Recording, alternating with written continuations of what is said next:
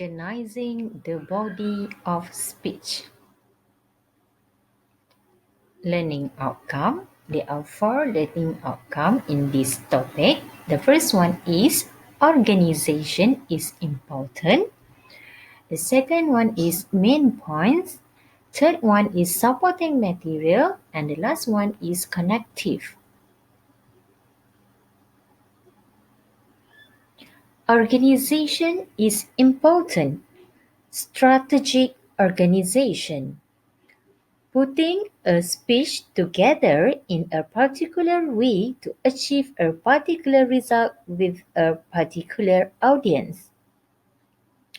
People who heard the well-organized speech believe the speaker to much more competent and trustworthy than did those who heard the scrambled speech.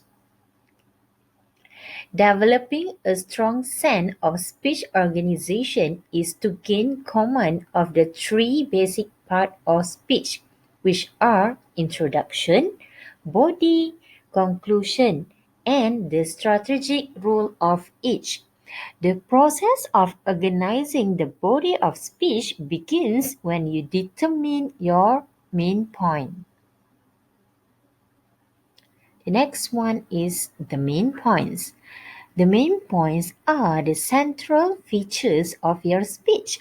You should select them carefully, phrase them precisely, and arrange them strategically. Main point are the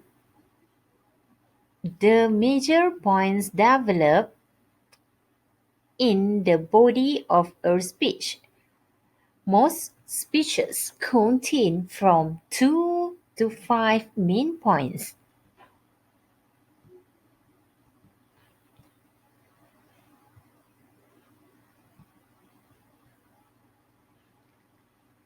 For example, specific purpose to inform my audience about cyberbullying in Malaysia. Central idea, there are many cases cyberbullying in Malaysia that affect on people, and there are several types of cyberbullying. And the central idea is come from these three main points. The first one again is cyberbullying cases in Malaysia, the effect of cyberbullying on people, and the type of cyberbullying. Number of main points. Most speeches will contain only 2 or 3 main points regardless of how long a speech might run. You may have 8 main points, which is too many. Therefore, you need to break into broad categories. Strategic order of main points. Once you establish your main points, you need to decide the order in which you will present it. There are 5 basic patterns of organization most often used by public speakers. The first one or the first pattern is chronological order. The next one is spatial order, causal order, problem solution order, and topical order. I will explain one by one of each pattern. The first one, again, chronological order.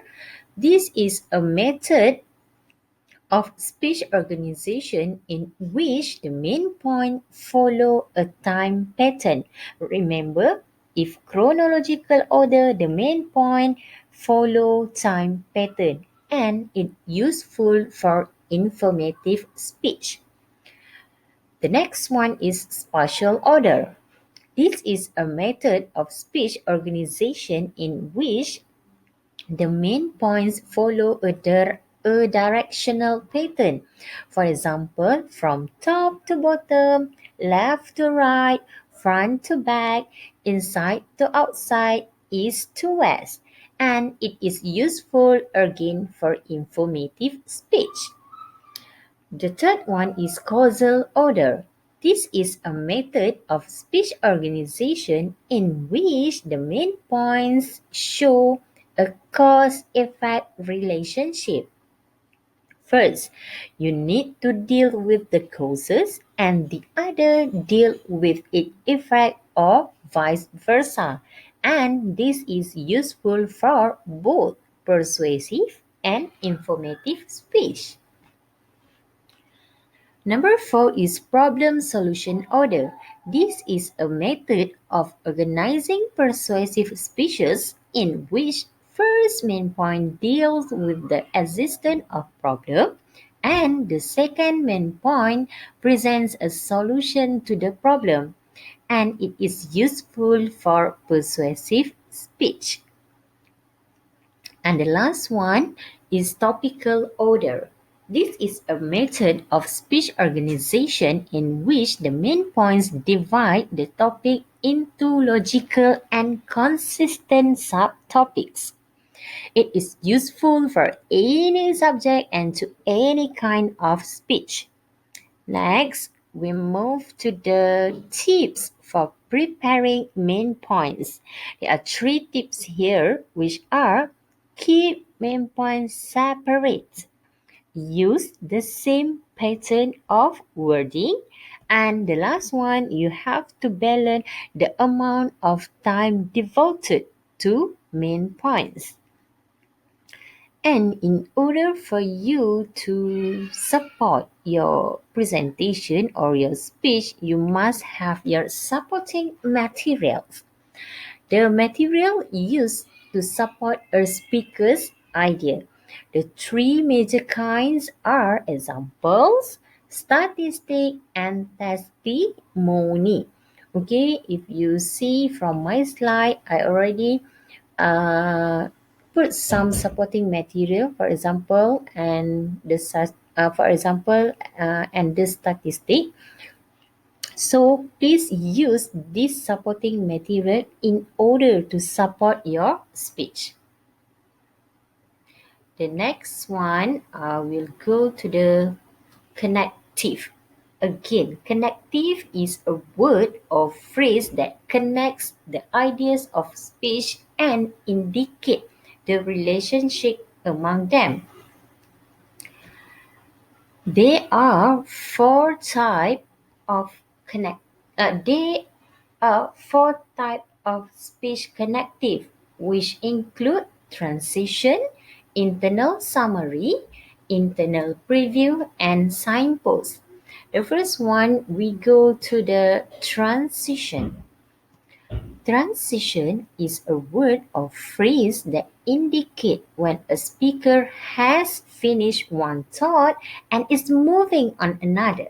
For example, now that we have a clear understanding of the problem, let me share the solution with you. This is example of transition where the speaker has finished one thought and he or she is moving to another thought. Okay, the next one is internal preview. So internal preview is a statement in the body of the speech that lets the audience know what the speaker is going to discuss next. For example, in discussing more about cyberbullying, we will look first at the cyberbullying cases in Malaysia, the effect of cyberbullying on people, and type of cyberbullying. For internal preview, normally they are often combined with transition.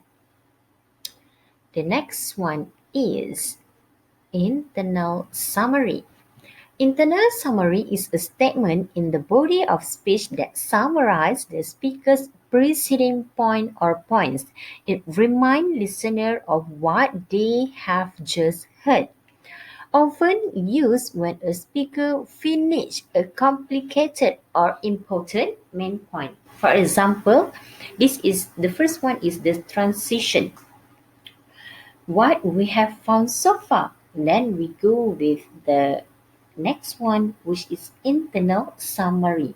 First, we already discussed on the definition and have seen the cyberbully cases in Malaysia. Second, we have seen on the effect of cyberbully toward people, and third, we focus on the type of cyberbully. So this one, this you also can combine transition and internal summary. And the last one for connective is signpost. Signpost is a very brief statement that indicates where a speaker is in the speech or that focus attention on key ideas. Frequently, they are just number. For example, the first is the cyberbullying cases in Malaysia. The second is on the effect of cyberbully on people, and the last one will focus on the type of cyberbully. So again, remember for the signpost normally is a brief statement that indicates where a speaker is in the speech or that focus attention on key ideas. Thank you.